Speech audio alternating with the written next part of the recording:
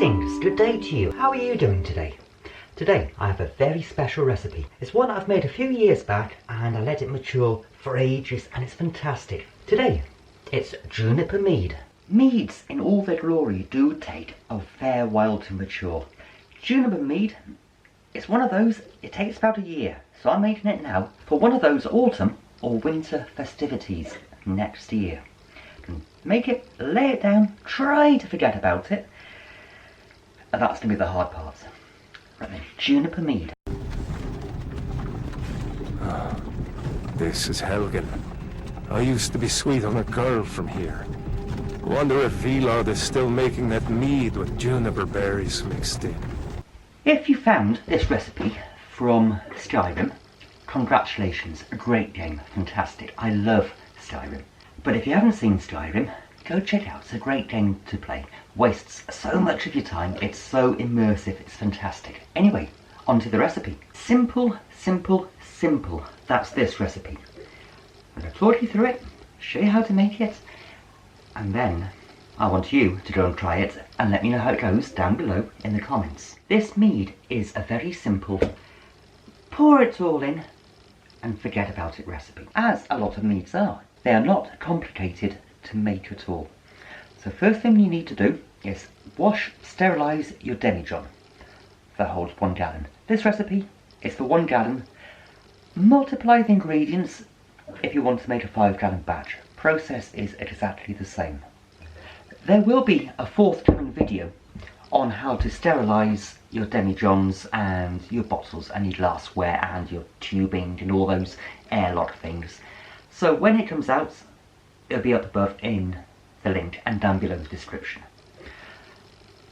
Once your demijohn is ready and clean, you want to open up 3 pounds, that's 1.4 kilos of honey. As I say with every mead I make, the higher the quality, the higher the calibre of your honey, the higher the grade of your mead, the better it's going to become. I like to pinch those pennies, and I am quite happy with the results from using quite cheap honey. A difference is noticeable. Is it worth paying for? I'll leave that one down to you. So open up your 3 1-pound jars of honey and pour it into your clean demijohn. I told you this recipe was going to be simple, didn't I? No need to boil the honey. If you are using set honey compared to runny honey, you may want to heat it up first to loosen it so you can pour it into your demijohn. So grab yourself a funnel, so grab yourself a measuring jug and pour in your honey into it, all 3 pounds of it. And don't forget to rinse out your honey jars, get all the honey out. Bit of boiling water, swish them around and pour into your measuring jug. The added boiling water to the honey jars, which you're going to add to your measuring jug, just helps it go into your demijohn and through the funnel that much more easily. Basically, loosens it all up. Get every last drop out. 3 pounds of honey per gallon, per British gallon, not American gallon. Slight difference in measurements will make a mead that is about 15%. You could add more. Sometimes I do add more honey if I want a stronger mead. But with the junipers, you don't want the alcohol flavour to overpower that delicious botanical gin-like essence. A gin-flavoured mead. Now we're talking. Once you poured all of your honey into your measuring jug, or anything with a lip that can pour nicely into demijohn, doesn't have to be measuring jug, you don't need to measure a thing here, and rinsed your jars out, you want to pour it into your demijohn through a funnel. Fantastic. Easy. Really easy.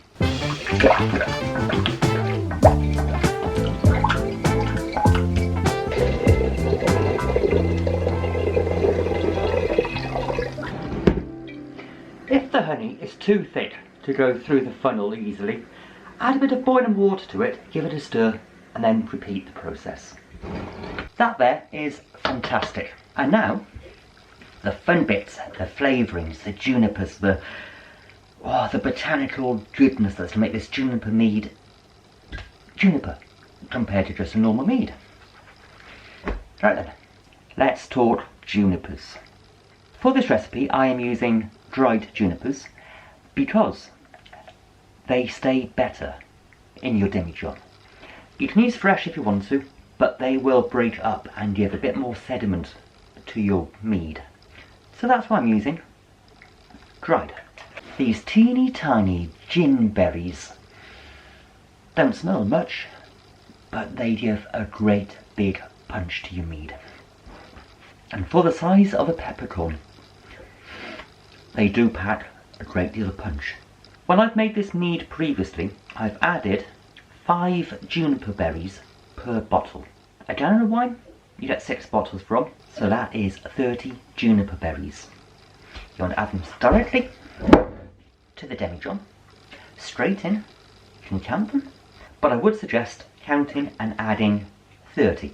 That is a number that worked really well for me last time. With your juniper berries counted up, you want to pour them into your must, into the mead. Oh, I do fancy a gin and tonic every time I do with juniper berries. Fantastic. That botanical flavour coming through, brilliant. Anyway, pour them straight in to the liquid. The aim of this juniper mead is to ferment the mead with the junipers in.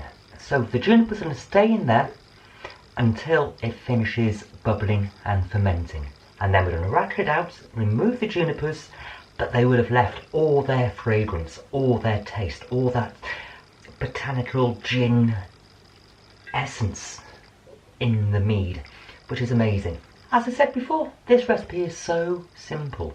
So now, all we need to do is fill up the demijohn to the shoulders with water. Grab your measuring jug, pour water in. Fantastic. You don't want to overfill the demijohn at this stage. You want to fill it up to the shoulders, and that way, when it starts fermenting and having a right party with those junipers and the honey and the yeast are all hyperactive, there's plenty of room for it to work. Also, you want to stir this demijohn once a day for about a week or so, at least until that main yeast party has died down and come to a close. You want to get lots of oxygen into the honey, into the liquid, so the yeast can really work well.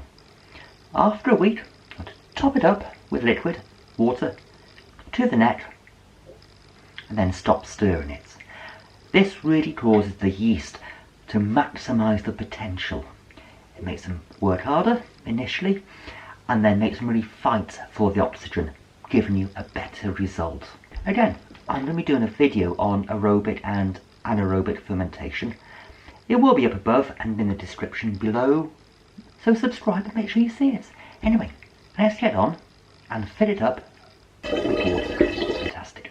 Now with your demijohn filled up with liquid water to the shoulders, it's time to add your yeast. I'm using a mead yeast by Cross My Loof because it's what I have to hand. This is a mead and I like this type of mead yeast in mead. You can use any type of yeast that you have to hand. Ideally not baker's yeast, but you can get away with it. 3 pounds of honey will make a mead up to about 15 to 18%. So the stronger and more active the yeast is, the better. So go for one that can tolerate that strength of alcohol. Otherwise, your mead will be lovely and sweet, so no real loss.